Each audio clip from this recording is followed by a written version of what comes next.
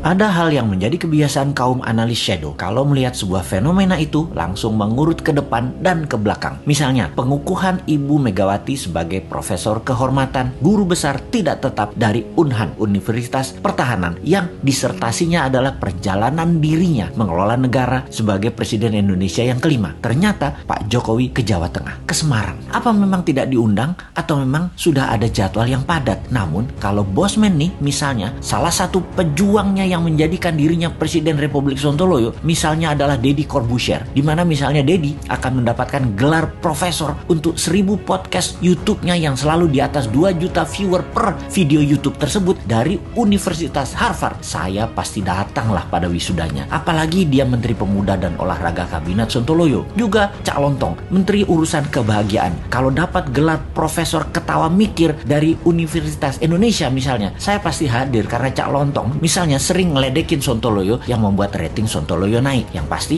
masyarakat bahagia jadinya. Ya pasti akan hadir lah si Bosman ini. Rocky Gerung misalnya dapat gelar Profesor Akal Sehat, juga Menteri Pendidikan dan Budaya Akal Sehat, pasti Bosman hadir. Namun di acara Ibu Megawati dikukuhkan sebagai profesor, mudah-mudahan memang Pak Jokowi tidak diundang seperti Pak Ganjar gak diundang di acara PDIP Semarang gitu ya. Tapi sekali lagi, kok Pak Jokowi ke Semarang ya, ke Ganjar ya? Kenapa ya? Gak ke Saudi sekalian urusin supaya Indonesia bisa berhaji misalnya.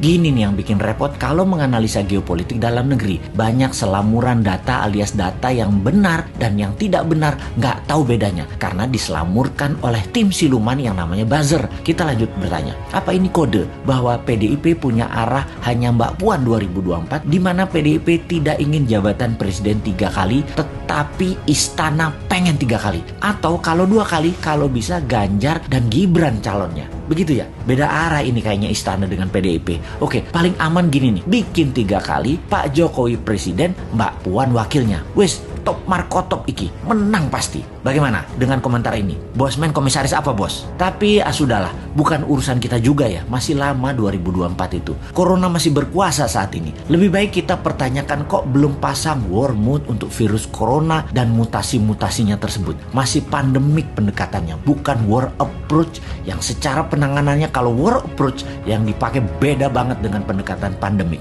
Mudah-mudahan paham dengan apa beda war approach dan pandemic approach. Jangan sampai nggak paham pejabatnya. Karena memang bahaya mengangkat pejabat yang nggak ngerti bernegara. Ngertinya ngumpulin massa untuk mempopulerkan seorang tokoh, lalu dapat gaji bulanan sebagai pejabat publik. Kaum New Mind banyak mengingatkan bahwa coronavirus bukan nature-made disaster atau bencana alam, tetapi man-made disaster. Sebuah petaka ciptaan manusia. Berapa kali kita jelaskan bahwa virus ini diperkaya di laboratorium biologi. Berapa kali kita informasikan bahwa di tahun 2017, 2018 tes tool COVID-19 sudah terjual habis bahkan sebelum virus disebarkan. Sudah lebih dari 6 kali video dan tulisan Bosman di berbagai sosial media di take down begitu menggunakan istilah nama strategi untuk menyelesaikan COVID. Mungkin video ini pun akan terkenal lagi di take down karena akan membuka rahasia dengan code name White Dragon dan Black Dragon.